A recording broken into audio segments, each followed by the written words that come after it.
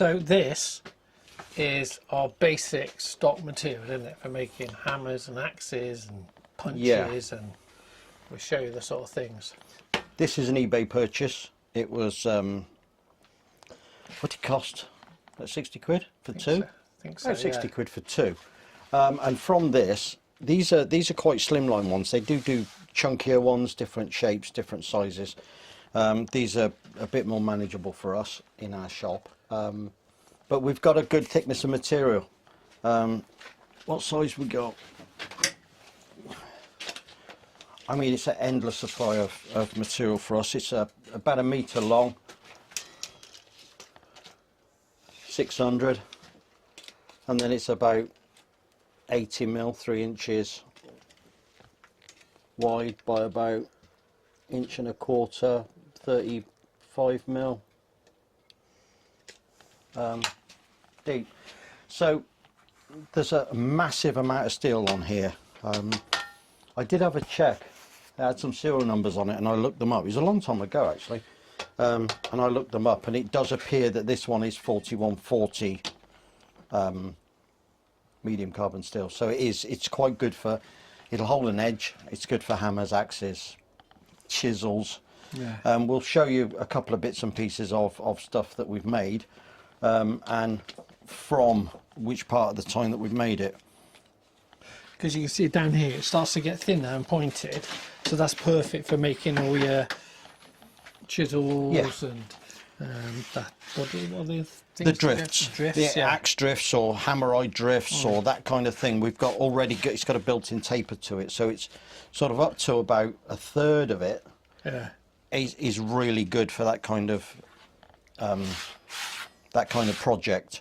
A bit further on, then you can use it width-wise for axes or hammers, and then up the far end here and up the back is our thickest material, and that's, you know, really again hammers, axes, something a bit chunkier.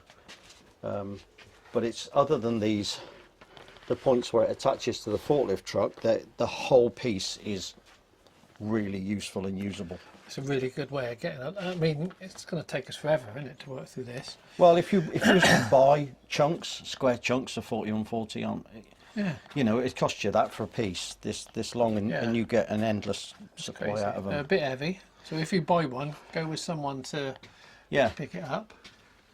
Go with someone who's prepared to give you a hand and make sure that your vehicle's capable of carrying that. It was a bit of a surprise, wasn't it, to be honest? And he said, oh, I got another pair if you want them. Yeah, we bought the one pair and the guy had a second pair, so I was always never really been able to say no to a bargain, so we had the second pair as well, so it was a bit of a drive home. Yeah. Right, let's put this back and then show some of the things that we're starting to do with it. Yeah, we'll just put it down there if you want. Yeah.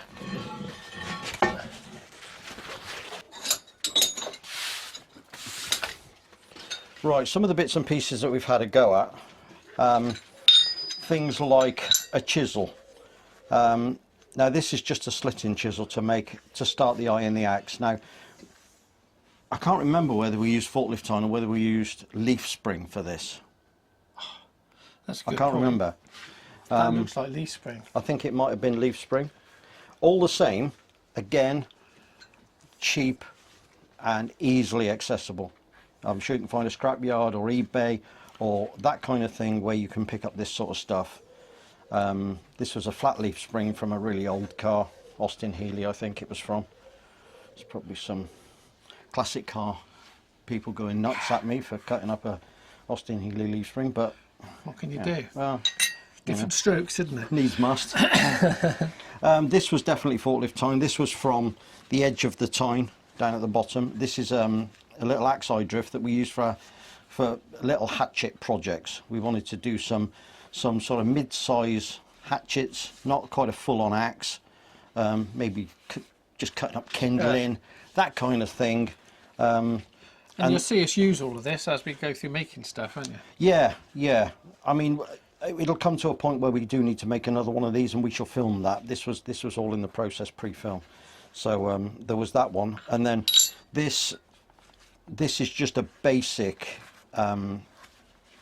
full-on axe eye drift. So this is a much bigger piece of kit. It's not had any grinding on it. This is literally as we forged it. So what we'll do is we'll probably film the finishing of this, if anybody's going to find that interesting, just to try and get a point on it, get it all nice and smoothed off, and get it down to the right size for an eye. We've got a couple of hammery kind of things. These are parts of forklift tines. This was a monster. Now, we drove through that, but it was pretty ugly. Wasn't a very pretty. No, I drilled 2 holes in to make it easier. Oh, that's right. And obviously I didn't line the holes up properly.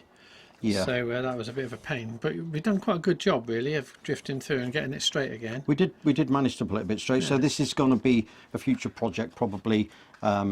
Maybe make like a dog's head hammer out of that.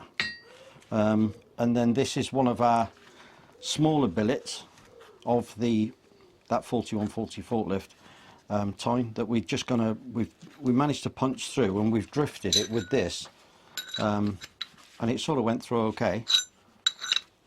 It's not a bad job, but then we do have to draw the blade out now, so this is going to be a bit of fullering and